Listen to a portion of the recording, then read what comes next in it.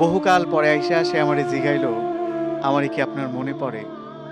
বহুকাল পরে আইসা সে আমারে জিগাইল, আমারে কি আপনার মনে পড়ে?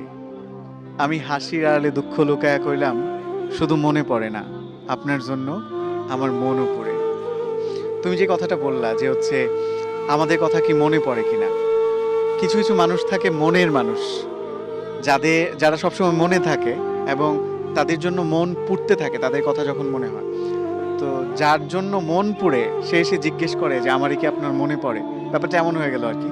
আমি আমার একটা কবিতার বইয়ে লিখেছিলাম যে, বহুকাল পরে আইসা সে আমারে জিগাইল, আমারই কি আপনার মনে পড়ে?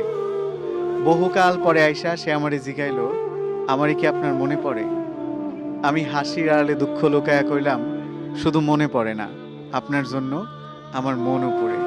আপনাকে কি কেউ এভাবে বলেছে যে আমার কখনো ভুলে যাইয়েন না? আমাকে বলে নাই, কিন্তু আমি অসংখ্য মানুষকে বলেছি। আমি আ সেজন্য একটা কবিতাও লিখেছিলাম যে, আমারে ভুইলা যায়েন না। ভুল কইরাও যদি ভুইলা যান, আমি জানলে কষ্ট পামু। জীবনে কত অপ্রয়োজনীয় জিনিসই তো আমরা মনে রাইখা দেই। কবে, কোথায়, কোন পথে হাঁটতে গিয়ে হোঁচট খাইলাম। অদেখা তারকাটায় লাইগা শখের জামাটা ছিঁড়া গেল। লোকাল বাসে ওঠার সময় না দেখা কেউ একজন হাতটা ধইরা টাইনা তুলল।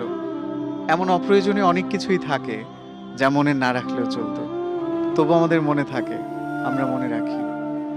আপনি আমারে ভুইলা যায়েন না, মনের এক কোণায় রাইখা দিয়েন।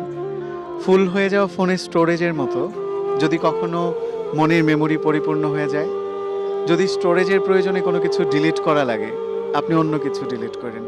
তবুও আমারে থাকতে দিয়েন মনে। যত্নে রাখেন কিংবা অযত্নে।